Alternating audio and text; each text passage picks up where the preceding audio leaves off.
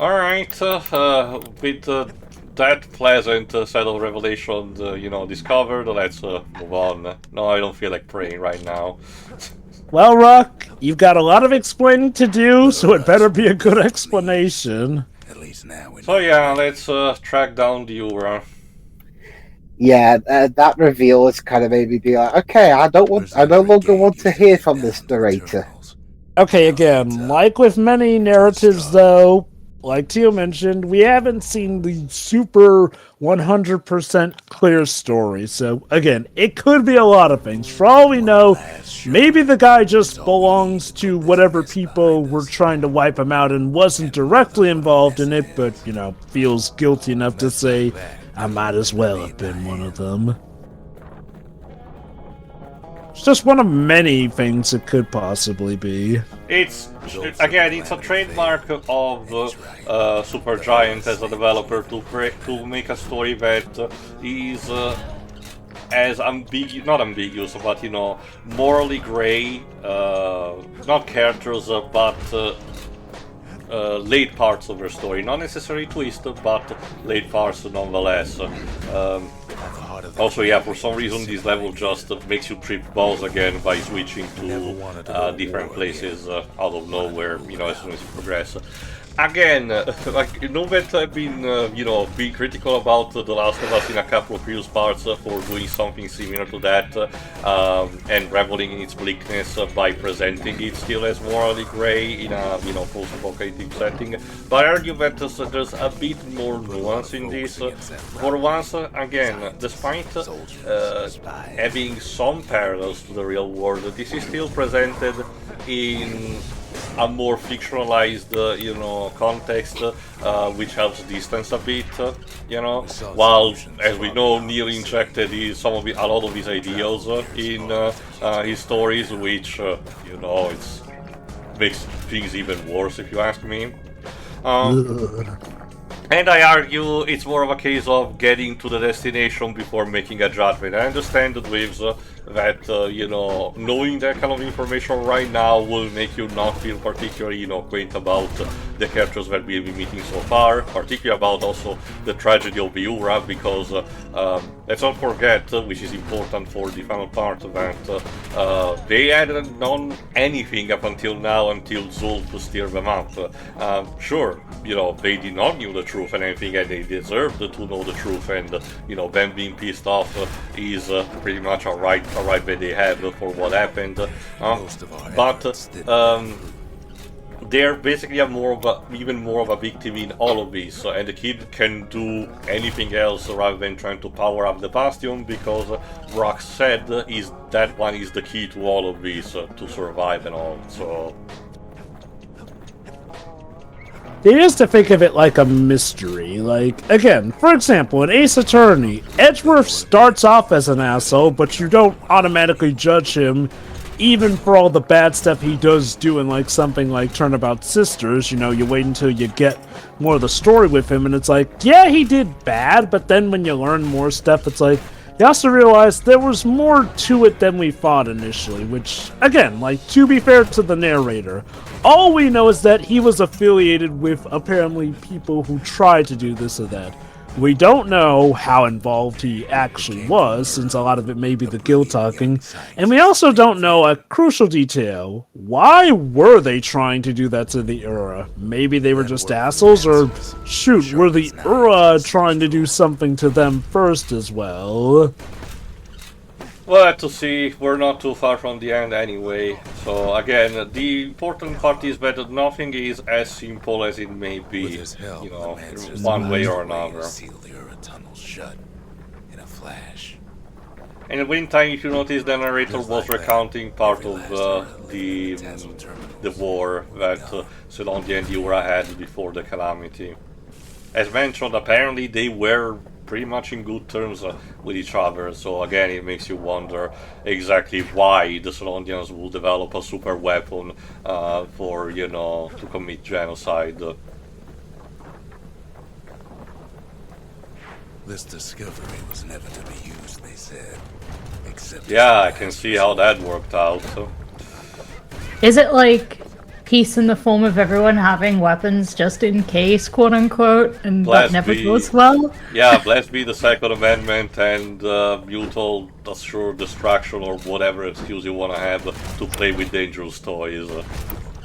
Guys, as Superman for the Quest for Peace told us, it truly is best if we just let someone take away our nukes if we really, truly do indeed want peace. I mean, I don't believe in the the threat of nuclear deterrence, as for mutual destruction association. But I would also like to not have a complete stranger that is just, wants to elect themselves as, supreme ruler decision of the earth to take away those by force, And remember, not long after that bit in the movie, the private sector for making nuclear weapons had their business booming.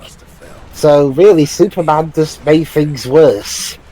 Anyway, as you may notice from the narration, supposedly the Calamity was going to be just fine for its original intent, but some of you did learn in time with the project and decided to internally sabotage it, which led, obviously, to the state of things as we are now.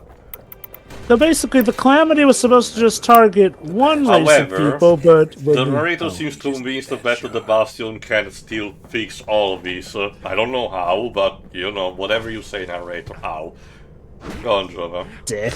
So the Bastion can somehow undo the end of the world. Okay, but yeah, so from what I understand, the Calamity was supposed to target only a certain bout of people, but when the Ura sabotaged it, apparently it targeted, like, the whole world, apparently. Yes, or at the very least the continent where we're on. If you notice from the world map, we are on just a gigantic island.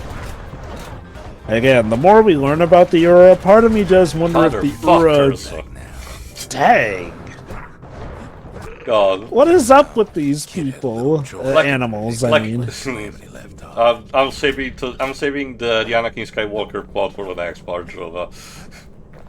But yeah, no, like, again, I do wonder if what we're sort of finding out is, like, again, the Aura may not have exactly been the nicest folks here, especially if it turns out that they intentionally sabotaged the machine. Well, they intentionally sabotaged it because we got to know each other, but no, rest assured, the original, W&D was created just for racist purposes. Oh no! On that front, the Selondians were some of the Selondians, at the very least, not all of them, but at least people in the scientific division working for their government, knew what they were doing, basically, including Rux. But as showcased, he does seem intent on trying to make things up for it. How? That's what we have to find out. Hammer's only as strong as its spine. All hope lies in the Bastion. It's what the game's named after, and damn it, we're gonna make sure that it earns that title. It's kind of like one joke that was done doing a stream of one of the content creators that I follow, Rangtang Yu-Gi-Oh! Him and his friend Jimbo's again have this kind of sideshow stream where they just judge the artwork of some particular Yu-Gi-Oh! Cards. One of them is Performapal Extras Linger, which they surmise just by looking at the artwork that is the equivalent of a Sega Genesis / Mega Drive protagonist of a game called The Extras Linger, and the title is shoehorned in the plot like every 5 minutes. Even if it doesn't make any sense. So it's kind of like that. Alright, yeah, I might as well try to upgrade a bit, considering I have plenty to spare even for the weapons that I don't particularly use anymore. Fire bellows ain't nothing like its more popular air-spitting cousin. Yeah, if you notice that the fire bellows manages to work on a cooldown kind of timer, so if you actually can expand that, you can, spew a bit more, let's just say. Before going after that last shard. Anyway, let's get to Zia. Zoltan's Hollow is the Ura's border blockade. At least it used to be.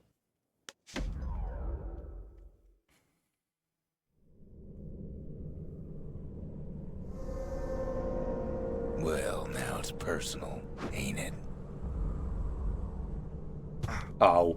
It's personal for him, and it's personal for I guess. So, this is where you get, if I recall correctly, your last main, quote-unquote, weapon. You'll be able to see in a second. There you go. The Calamity cannon. Yes, really, you're given a fucking cannon as your potential final weapon. Oh, in the name of peace. And apparently Rox constructed this. It's a little something I've been fixing up. You know what? Good job there, Rux. No doubt, made with the best of intentions. This operates like an actual rocket launcher from an FPS, from a shooter game. So if you fire too close to yourself, you're gonna get splash damage. So watch out. Still, they ain't used to having visitors around.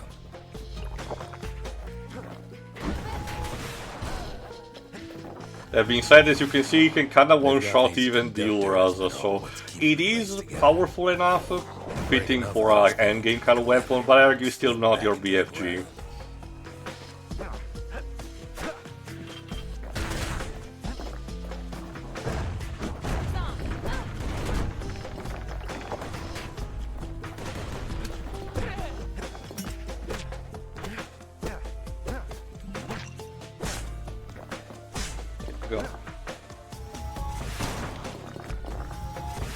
I don't remember if one of the upgrades that you can get nullifies the splash damage, but I don't think so. If you noticed from the narration while we were in the mines, the shards were actually naturally extracted from the cores of the local mountains of Selondia, so, you know, it's again, the Selondians were responsible for creating this technology to begin with, just with stuff from having stuff that they probably shouldn't have, you know, gotten their hands on, so... It always comes down to that. It is a bit of a parallel again to also the nuclear warfare, admittedly. But the Ura ain't finished. They even sick their little rattletail heads on the kid. Yeah, be gone. The best course of action against the rattletails is to push them off a cliff if you can. Sounds harsh, but you know, they kinda asking for it. Those rodents are just a bump. Yeah, what the narrator said.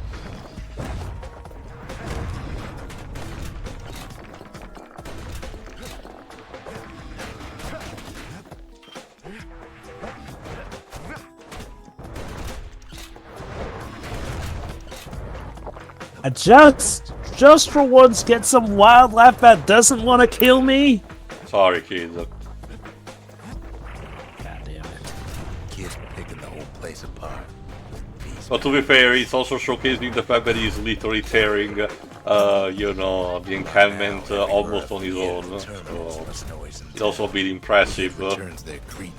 It's also contributes to one-man army. Well, kid army. It's also more, again, it's contributes to the whole thing that I mentioned where the character doesn't speak, but his action speaks for himself. In this case, the fact that, you know, he's mounting such an aggressive, you know, offense.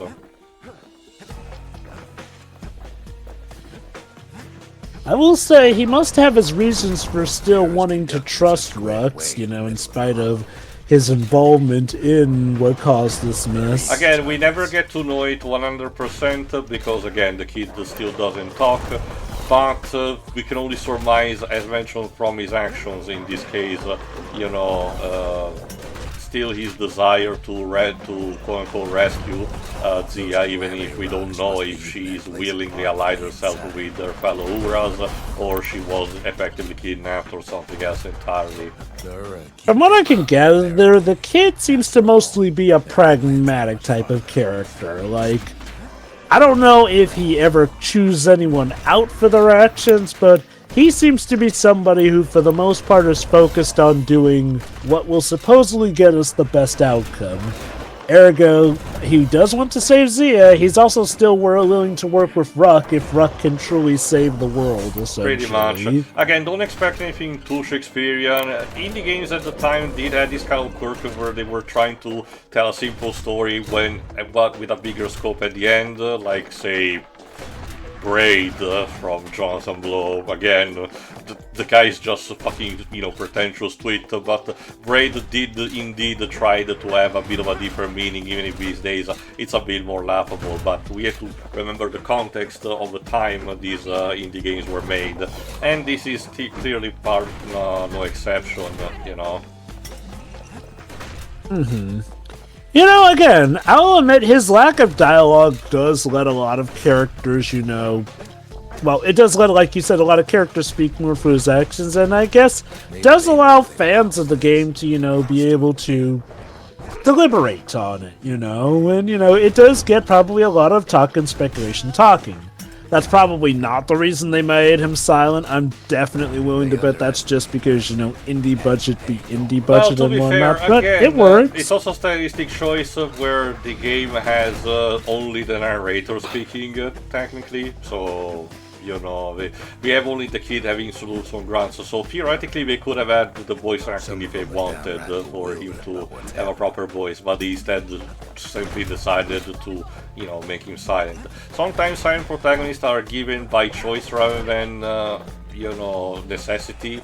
And sometimes it doesn't work, like with the first Resistance, since we were talking about it a few parts ago, but sometimes they manage to work out, In this game, I kind of default to budget, because this game does feel mostly like a budgeted title, because, like we've even established, this was Supergiant's, first true endeavor on their own and whatnot, so I can get maybe, they obviously want to have the presentation be good, but they wanted to probably do it in a way that wouldn't require paying as much. Granted, I guess one could argue in that case they could have maybe had devs do the voice acting as well, but I don't know, if they didn't have somebody that great, maybe they just figured, let's get an actor for just this one guy, essentially, and no one else, more or less.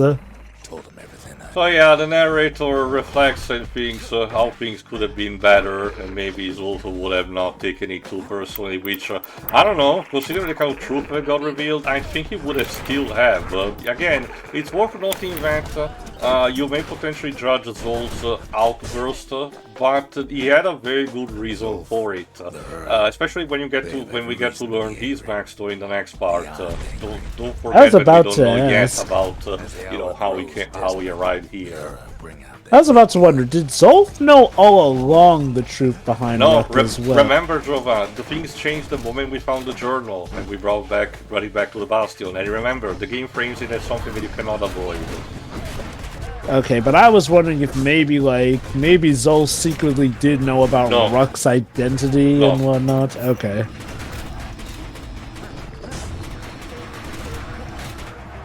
So them attacking the Bastion was never always the plan. It was a reactionary deal. Yes. Remember, they were just surviving with what they had from what happened with the Calamity. Also, I'll take your word for that, narrator. There's nothing standing in his way no more. I mean, a couple He's turrets. Just that awesome. He sees the Tazzle terminals loom large on the horizon. A child's drawing. Snuffed out in the Calamity. We'll bring him back. What is this, Bastion? A time machine or something? That's a pretty tall order. And, apparently, the narrator has been talking to Zia this entire time. Remember, we're in medias res, so that's... You weren't kidnapped. Yeah. So, yeah, as you can imagine, Zia decided to join the URA of her own accord. Which, I get it. But it's okay, because she decided to come back with us because I guess she maybe regretted. No, she wanted to see if what Zulf said was true and then make her own decision. Let's give her back her guitar. Also, was Ruck just talking to her for this level, or has he been telling her the story the whole time? We will get to finally come back to Close Circle in the next part, which is the ending. In that case, I can make this joke. Why did you refer to me in my own term if you were telling me the story? Yeah, especially also her own backstory as narrated, while the kid was having indigestion. like, again, it would have made more sense if he was just telling her for, like, this level to an extent, but no, that means he was retelling her stuff that she already knows. I guess she was polite enough to not interrupt him, but it still feels weird. It's one of those cases where you can clearly tell they're going for a, oh, wow, I just blew your mind with that twist, didn't you? And yeah, you did for the first go until I think about it. For 2 seconds, you know. Oops. Um, Like, if anything, if I had him telling this to anyone, I probably would have had him... Well, then again, I don't know if, like, the kid will survive at the end, but I guess this implies that Zia at least makes it to the end of the plot. Unless he's just been narrating up to this point in the story. We'll have to find out, which means stay tuned for the epic conclusion and the possibility that awaits once we collect all the shards and get back to Zulf. See you for that. Exciting. Yeah. The end.